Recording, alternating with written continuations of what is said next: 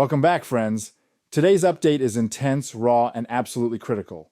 35 killed in Sumy, NATO lands in Odesa, and Ukraine hits back hard. Russia escalated, but Ukraine just answered. Let's start in the north. April 13th, Palm Sunday. Russia launched a missile strike on the Ukrainian city of Sumy. It was one of the most horrific attacks of the year so far. 35 people killed in a matter of minutes. Not soldiers, civilians. President Zelensky called it an act of deliberate terror. And that's exactly what it was. But unlike Moscow, we don't strike out of rage. We strike with purpose.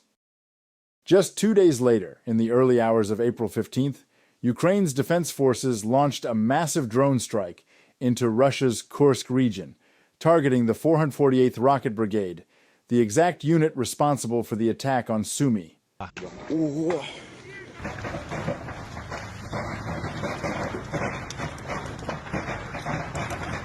The Ukrainian General Staff confirmed that the strike hit the brigade's permanent deployment site, causing secondary ammunition detonations, clear evidence of military infrastructure going up in flames. This wasn't a symbolic gesture.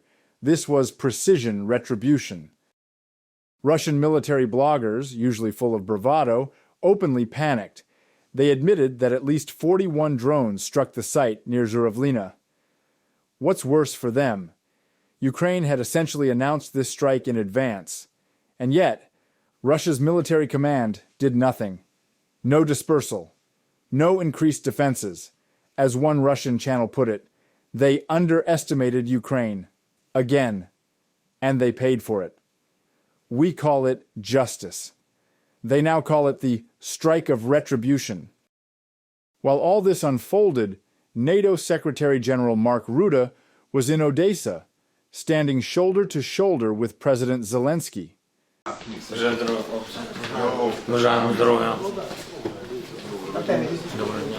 Sir.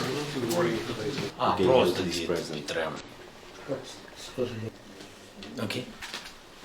If you want, Mark. No, I can only say I'm so impressed with what you're doing, and this is what humanity and decency means. That when soldiers get wounded, that you want to get them to their best selves again, and you are doing that. You are spending your time, your days, your weeks, your years on this.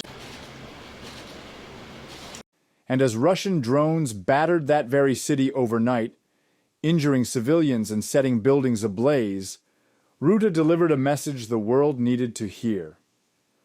Russia is the aggressor. Russia started this war. There's no doubt. He addressed the elephant in the room, doubts about NATO's long-term support, and made it absolutely clear. Our support is unwavering. And that matters, because for Ukraine to survive and win, we need more than words. We need systems. We need air defense. Zelensky put it plainly. Absolutely everyone sees how urgent Ukraine's need is for air defense systems and missiles for them. He's right. Without effective protection from the skies, tragedies like Sumy will keep happening. We need Patriots, Iris-Ts, NASAMS. Not someday, now. The world is watching and reacting. Sweden summoned the Russian ambassador to condemn the attack on Sumy. Their message was blunt. Targeting civilians is a war crime. Full stop. Meanwhile, new tensions are bubbling with China.